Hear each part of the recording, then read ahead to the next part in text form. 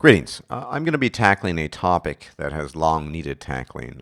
Originally, I was going to make this part of a much longer video, a scripted video, but I changed my mind because I felt a certain sense of urgency. Now, much of this video, if not all of it, will appear somewhat esoteric, arcane, abstruse, and really out there. It is, for lack of a better descriptor, philosophical, although I'm disinclined to use the word philosophical just because I'm not a fan of the term philosophy. I think philosophy, if you want to call it that, is simply an extension of thinking or the higher thinking. So call it higher thinking, philosophy, whatever. But let's get to the meat of the matter. Oftentimes, the slur is thrown about at, specifically at MGTOW, but in general, MGTOW are nihilists. And it's actually, it almost sounds like a charge. In fact, it is a charge. The assumption here is that nihilism per se is this horrific, negative, bad thing. Now, before I explain myself and what I'm going to be talking about, I will explain what I mean by each term so as to not have any lack of clarity or misunderstanding. So strictly speaking, nihilism is in an ontological sense. I am talking about nihilism here in an ontological sense, that is pertaining to existence, not a moral sense, because everything is a derivative of an ontology, that is the ontological. Strictly speaking, I believe that a nihilist position, I don't like the term, I don't like the descriptor, is simply a rational position regarding the universe, regarding existence. Why is that? Well, there are a number of reasons. One reason is a handy little equation of sorts that a very intelligent, talented, mathematically inclined friend of mine came up with, so full credit to him, but I will be making use of it. Think about it just in terms of the equation, then in some other terms. Let's look at the universe at large. Well, the universe at large is either completely infinite, that is, infinite in its expanse, and infinite in everything that is done in it. Oh, okay. If everything's infinite, the things we do probably don't have much meaning. And when I use the word meaning throughout this video, I'm using it in an absolute sense. Meaning as in cosmic imperative, meaning as in the meaning. Alternatively, or conversely, a universe which is finite also implies no meaning, because all that you do is finite and limited. That means that finitude also leads to a lack of meaning in the absolute sense, once again. So that's a neat little equation. Only a completely illogical universe, a universe without rational principles, without the ability to be understood, could actually have significance in any overarching, higher, absolute sense. The real options, the only two options, are finitude or infinity, and they don't really get you very far when it comes to absolute meaning. Maybe I should just use the adjective constantly, absolute meaning, as opposed to just meaning. There are such worlds, mind you, little pocket universes, which I'll get to later, that defy the laws of logic, and you might not know what I'm talking about yet, but I'll get to it later. And in these pocket universes, these pocket dimensions, there exists, believe it or not, absolute meaning. But yeah, that's neither here nor there. More to the point, and much more simply put, looking at the universe, looking at the vast expanse of the universe that we know of, which is very small, as far as we know, we're the only life out there. Now, statistically, yes, it's likely that there's some kind of alien life form, but as far as we can tell, we're the only life. And we're stuck on this mud ball, this tiny, or this pale blue dot, as Carl Sagan used to put it, in this tiny, tiny corner of a massive galaxy, an even tinier corner of a massive universe. And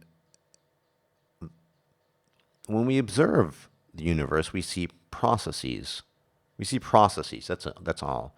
Now we can, I suppose, attribute meaning to processes, chemical processes, physical processes, but any rational observer looking at the universe sees the universe, that is, the universe outside of conscious life, and that's an important distinction, sees no absolute meaning. You know, that is to say, and I'll pose the absurd question, a universe were to exist that were simply composed of rocks would not only be a universe without meaning, that is, a universe such as ours, but also a universe without meaningfulness. And I'm making a very clear distinction. I am distinguishing meaningfulness from meaning, from absolute meaning. Based on all observation and what we can see and ascertain from the universe, there is no higher purpose, no cosmic imperative, no meaning, no absolute meaning. We live in a piteously indifferent universe. It simply exists on its own terms. It is. Now, getting back to the charge, the slur of nihilism. Only an irrational person, a person who is allied to some sort of ideology, religious or otherwise, can then use, given these observations, these are rational observations, given what we understand and know, can then use the term nihilist as a slur and a charge against someone. I mean, nihilism, and as I said, I don't like the descriptor, is simply a description of the universe in an ontological sense. That is to say, the existence itself has no purpose. That is, the existence of matter. It serves no purpose. It has no meaning in and of itself. And that's why the entire concept of, oh, you're an evil nihilist, or whatever whatever they decide to call you, is absurd. They're the ones being irrational, not people who are quote unquote nihilists. I mean, the term should just be jettisoned, in my opinion. But whatever. Once again, either living in a finite or an infinite universe, we do not find meaning either way. A universe composed simply of rocks would be a universe not only without meaning, but a universe without meaningfulness. However, just because the universe and existence, in an ontological sense, is without meaning and without purpose, does not mean that things do not matter. Matter, not matter in the sense of the physical sense, but in the sense of the verb that we use, which is ultimately derived from the Latin substantive materia, which often was used in reference to trees, the substance of trees. Things do matter despite there being no absolute meaning. Well, what do I mean by this? Well, I use the term meaningfulness as a neat little distinction there, and I will explain it to you. Think of the sentence, think upon or listen to the sentence I'm about to utter. This Philly cheesesteak is meaningful, or rather, Philly cheesesteaks are meaningful. It begs the question. It begs a question. It begs actually several parts of speech. A Philly cheesesteak in and of itself is as meaningless as the universe is. A Philly cheesesteak in and of itself lacks meaningfulness unless you decide to add the neat little preposition to, and perhaps a personal pronoun or an indefinite pronoun such as someone or me. So Philly cheesesteaks are meaningful to me. It's encoded in the very grammar of our language, you see, that meaningfulness is a subjective concept. To say the universe has no intrinsic meaning, and I shouldn't even need to say absolute, but to say that the universe in existence has no intrinsic meaning should be patently obvious.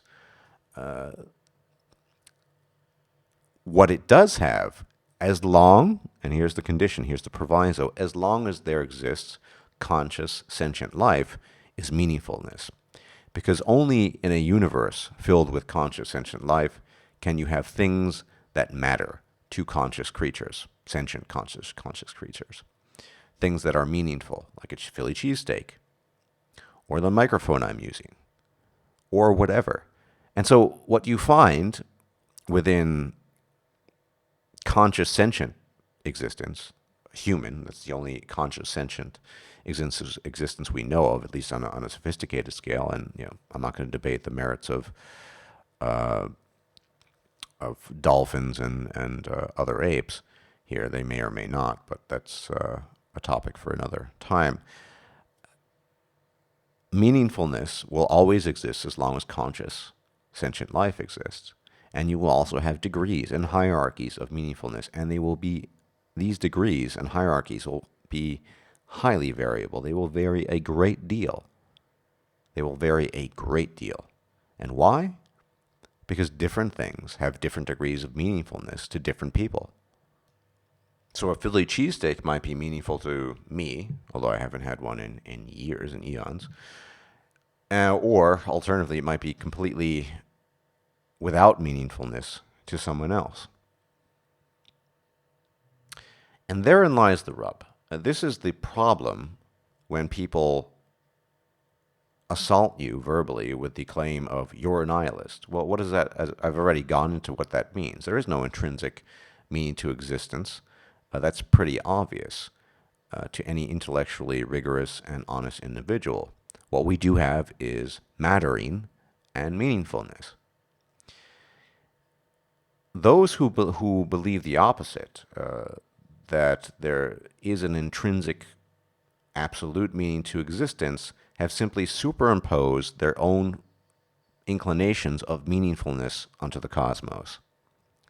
So, for example, we have a character such as Rocky Mr.E, although nominally being an atheist, who clearly worships nature. He worships, well, not in its entirety, but many processes of nature. That is, nature is his deity, effectively.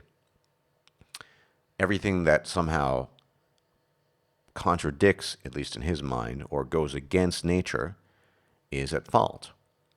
Now, it should be noted that given the fact that we're only aware of life on the pale blue dot, a tiny, tiny speck in a far, far larger cosmos, I mean, we're talking about billions upon billions of planets, which may or may not be empty. We're going to assume they're empty. Although we only know a small portion of our universe. The idea, and many other people ascribe to this, that one should worship nature or worship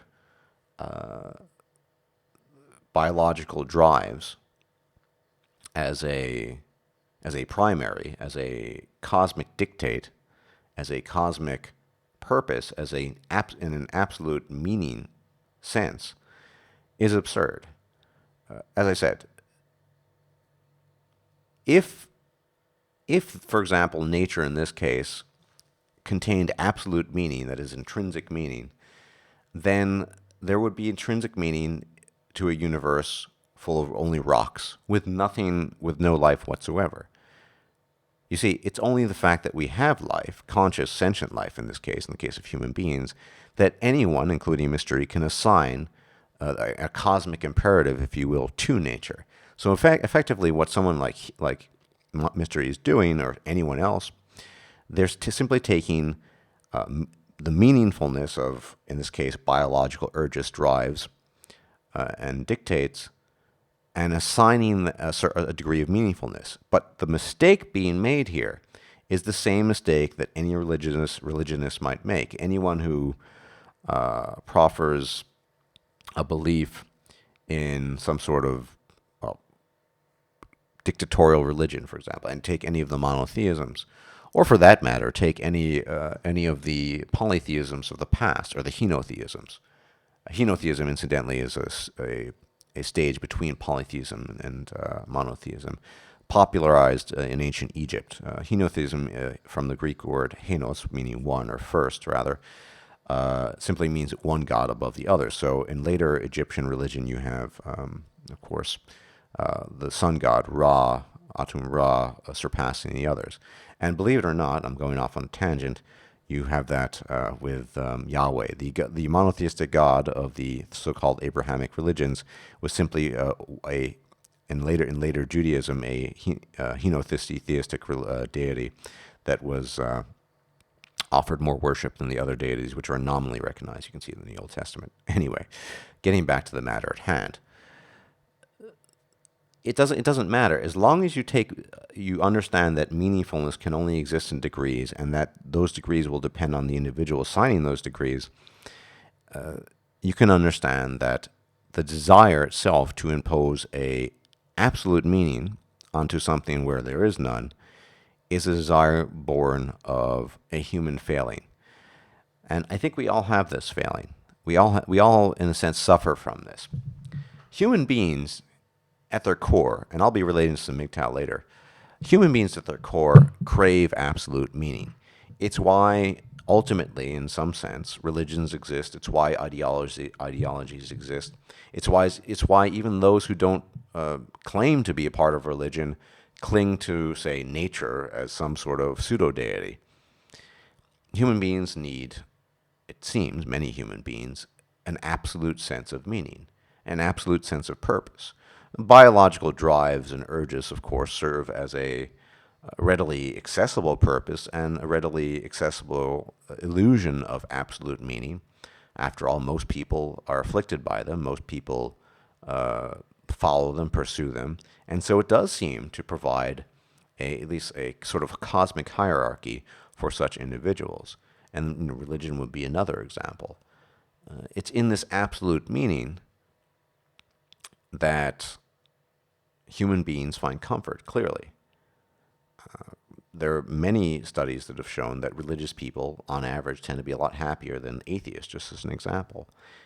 And, of course, they're often used in support of the so-called truths of religion. It's quite the opposite. The simple fact is that being rational, being a so-called nihilist, isn't necessarily going to make you the happiest person. However, if you choose to entertain your chimeras, your own personal inclinations as chimeras, if you choose to assign and attribute absolute value and absolute meaning to things where there is none, and you're able to consciously and subconsciously deceive yourself in this process, you might be quite a happy person. At least you'll be more contented.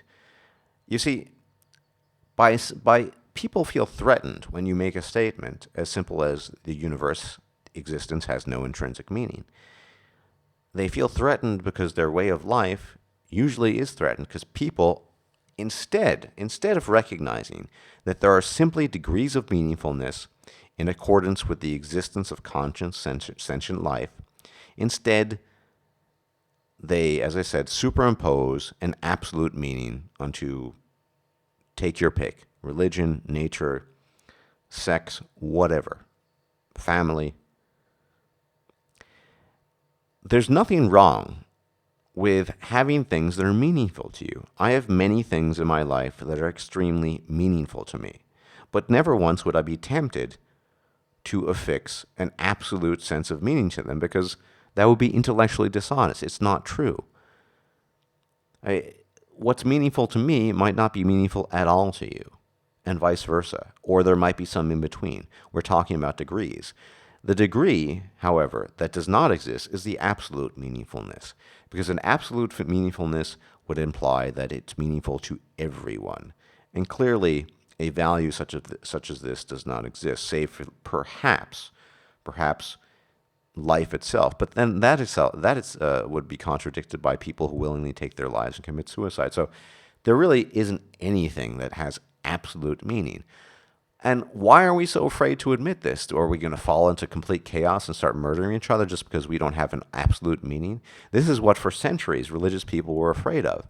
And during the Enlightenment, the aristocracy, the intellectual aristocracy in particular, who for the most part tended to be deists more than anything else, and with a few atheists every now and then, were terrified of the prospect that the vulgar folk, and I'm using the sense folk in the sense of people, the vulgar people, might somehow catch wind that there isn't this loving Christian deity out there.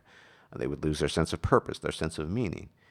And there are many atheists who, unfortunately, when they are confronted with this, instead of remaining consistent and rational, they jump on some other bandwagon. I mean, take Mr.E, whom I've mentioned, and create a deity out of nature. There's some natural principle that guides the universe. It's bollocks. It doesn't exist.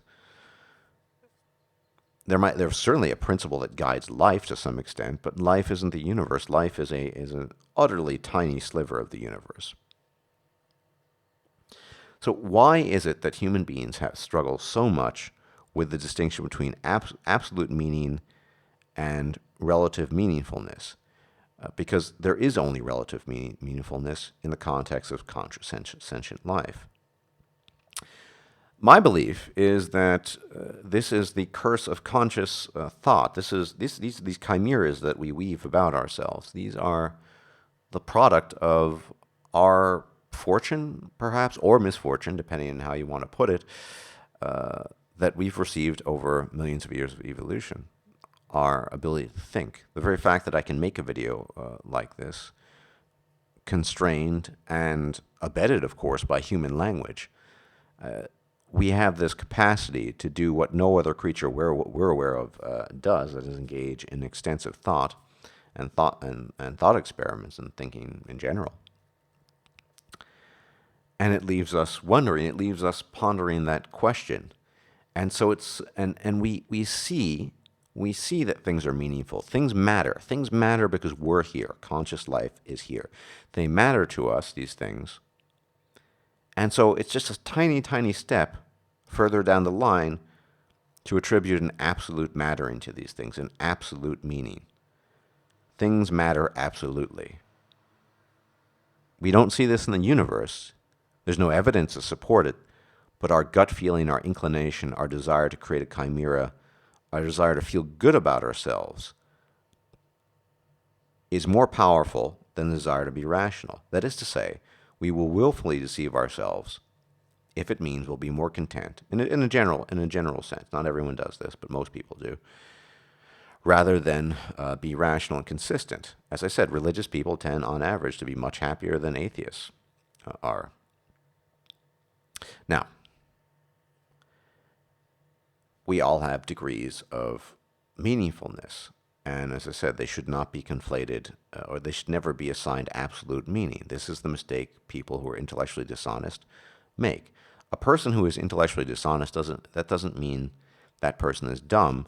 That's just a person who's willing to deceive himself, in some cases at least, knowing better. I've sometimes wonder about certain people. We could use Mr.E as an example. It doesn't really matter. Who impose this absolute meaning. Well, clearly in his case, he has his family, and so his family has absolute meaning for him.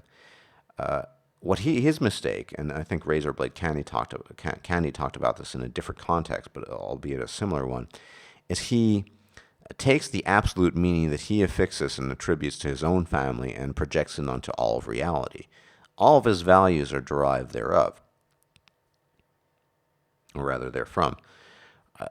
This is a massive intellectual blunder. No one who's intellectually honest would say, what goes for me goes for you, in terms of values, in terms of meaningfulness, in terms of personal significance. What matters? What matters to you doesn't necessarily matter anything to you, to me, or vice versa. This is a constant mistake. So, being a nihilist, and I hate the term, is simply being consistent with reality itself. Reality lacks absolute significance, absolute meaning, but things do matter. They matter as human beings. How do I know that human beings crave absolute meaning? Well, I'm no exception here, actually. And I mentioned these pocket universes that do exist where there exists an absolute meaning. Well, these pocket universes are all around you. They're the worlds of fiction that we enjoy, the novels, the computer games, the films. In each of these pocket universes created by our rather prodigious human imagination, there exists an absolute meaning, a set of characters. And of course, these pocket universes are limited by finitude. They are finite usually. But within that context, we'll take Skyrim, for example. You have the lore, you have the gods, you have the Daedric lords. You are the mortal chosen of the gods as the Dragonborn, as the Dovahkiin. You are imbued and endowed with the spirit, with the soul of a dragon, though you be a humanoid. And you have an absolute mission. You have to defeat an absolute evil. Now, once again, this same could be said for Mass Effect. The same could be said for a novel that you're delving into. Things matter absolutely in that context because that is a constrained universe. And more importantly, it's an illogical one. Fictive universes, often, though not always, are ruled by illogic because anything can go. I mean, what is magic at the end of the day but, science without limitation? And that is in a fantasy fictional universe. You can do whatever you want, in theory, depending on the limitations of the magic and whatever those limitations are according to the creator of that pocket universe. So absolute meaning does exist. And I'm someone who enjoys that sense of absolute meaning. I can get lost in a fantasy game in particular, trying to save the universe or the world, trying to understand its lore. All of that matters. What the protagonist does matters in an absolute sense. Whereas in reality, nothing matters in an absolute sense. It only matters on an individual level or to groups, but groups are just composition of individuals. So the entire idea that nihilist, degenerate nihilist, what does it even mean? It is a denial of the way reality actually is. And those people making that claim that there is an absolute meaning to reality, they're simply either lying to themselves or not in a position to intellectually understand that there is no absolute meaning to reality. Which, once again, doesn't mean that things don't matter. They do. They matter to you and me, your father, your sister, your mother. Things even matter to dogs, to some degree. Semi-sentient creature. So it's very easy to create these chimeras in an effort to make ourselves perhaps more content, happier, whatever. I mean, when you have God in your lives, for example, of course, you know everything's okay. You have what was this pastor for a couple of years back? I think it was in 2005 or 6.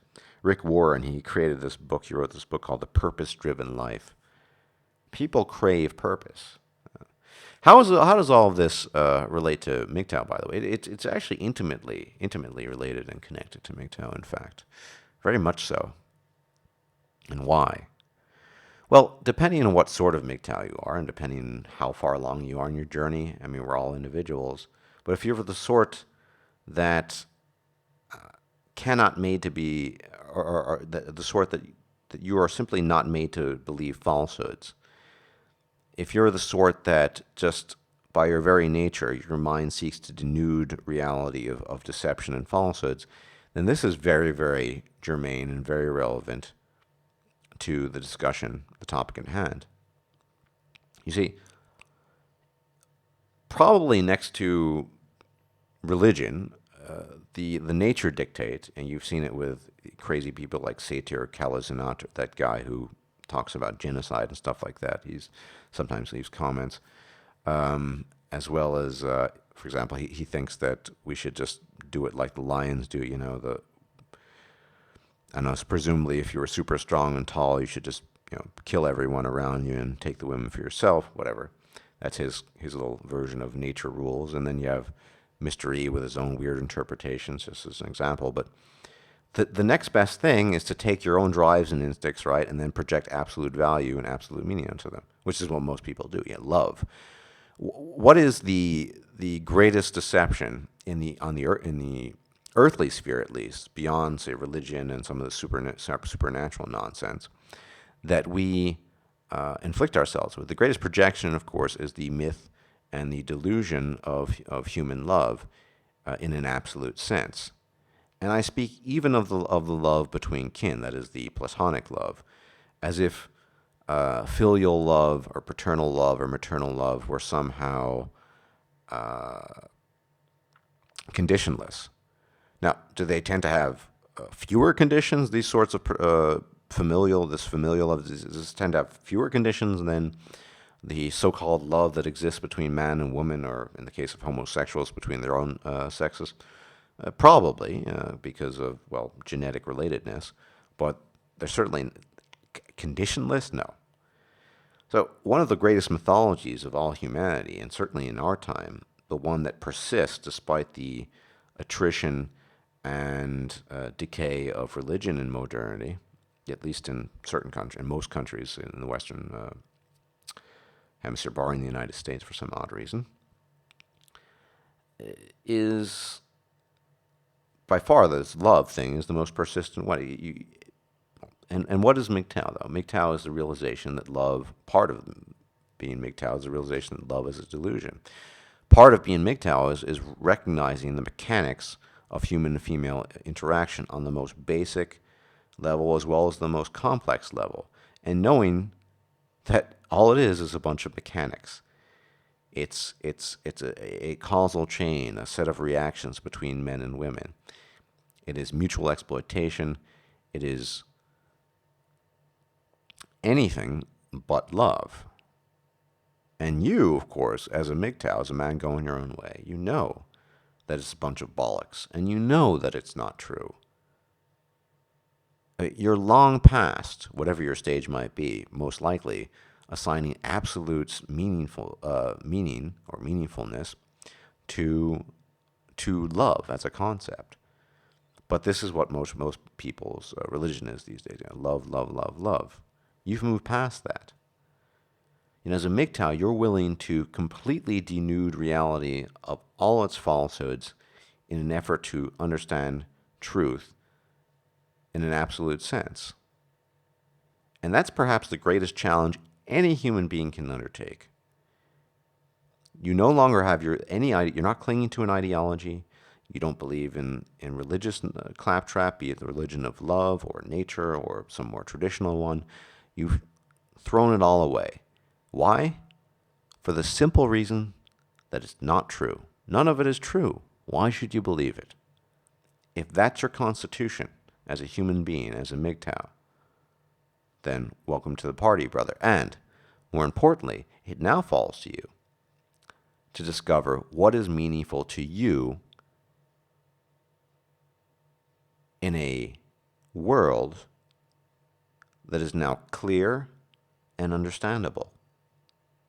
You see, you're no longer seeking these chimeras. You're not creating these chimeras to chase so you can pretend that something has meaning in absolute sense.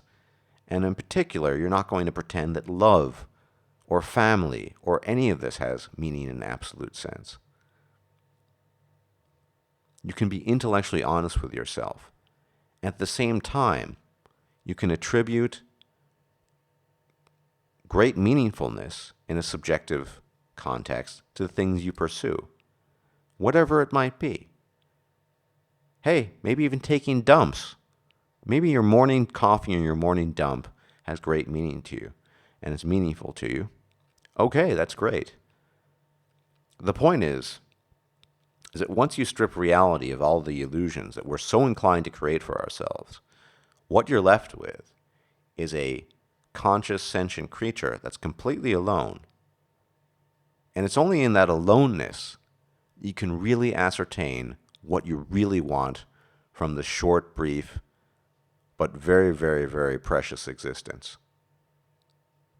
All the other people out there, the men and women not going their own way, who've decided, for lack of an ability to do so probably, ultimately, then rather not decided, but simply have fallen into it, have fallen into this belief in absolute meaningfulness, absolute meaning, absolute significance.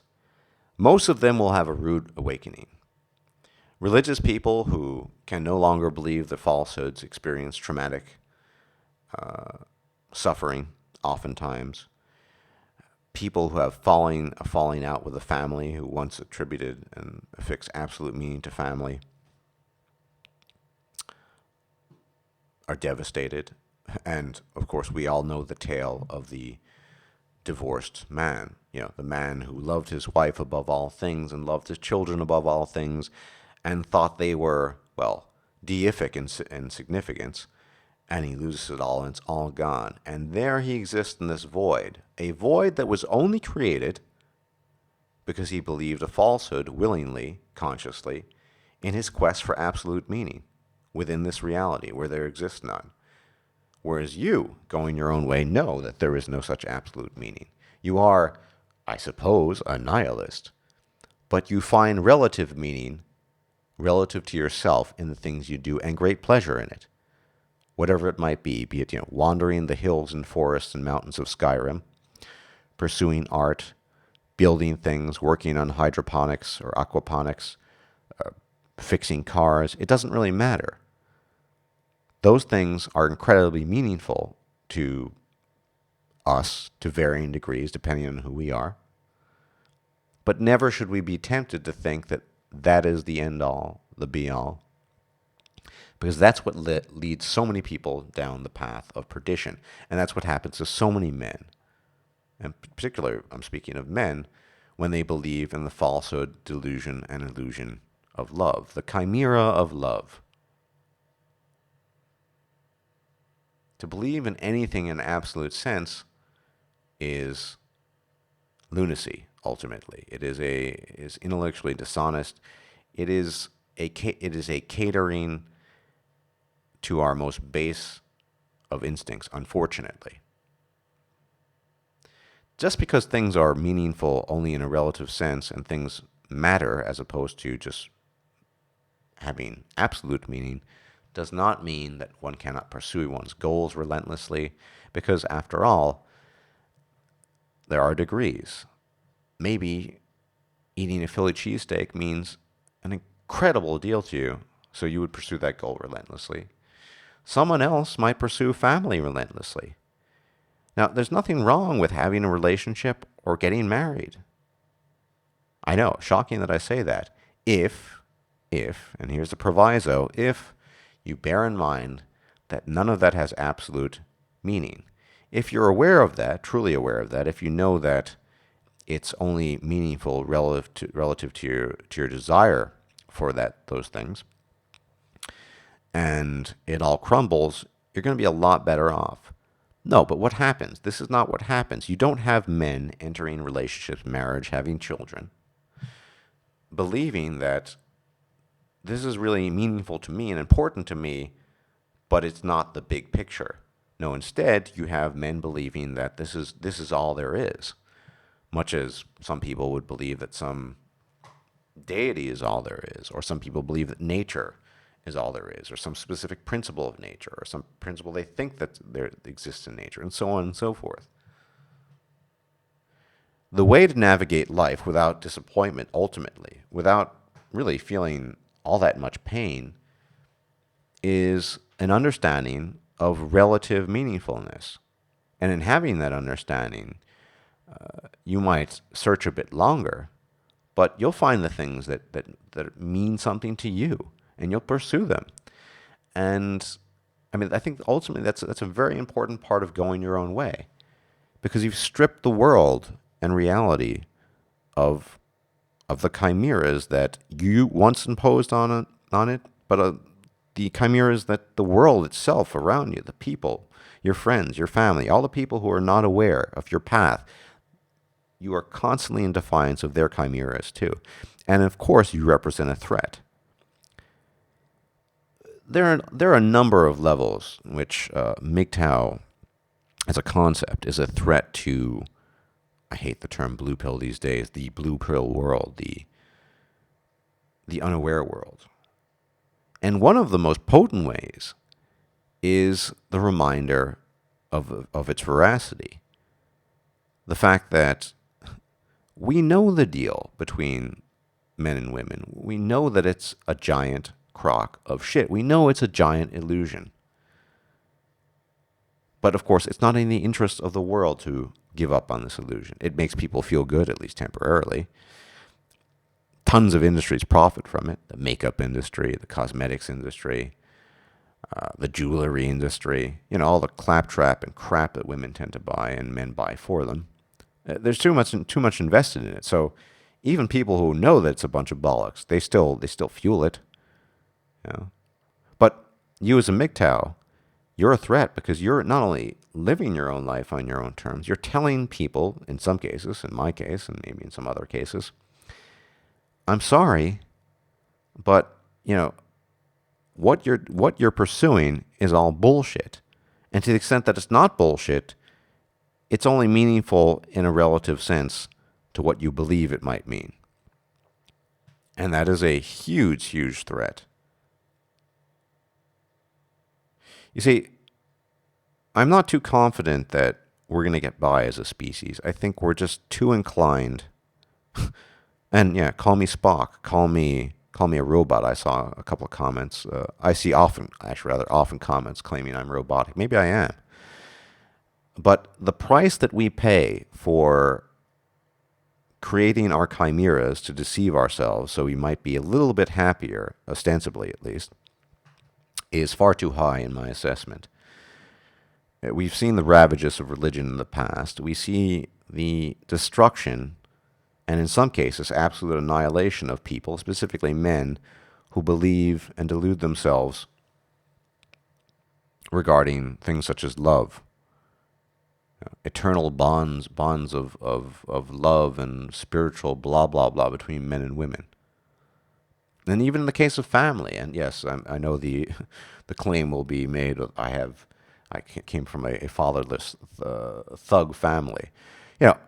Whatever the flaws of my parents, they're good people, and I certainly respect them to some degree. And, when the going's gotten tough, they have helped me out. My parents are good people. I don't have a particularly bad relationship. I don't have a great relationship, but I have an okay relationship to my parents. So, yeah, but I'm saying there are plenty of instances where family is, despite the illusion of this sort of absolute conditional love, is simply not there. That doesn't exist. So what is MGTOW at the end of the day? Well, one extremely important aspect of it is breaking down the tapestry of illusions that exist all around us, everywhere we look.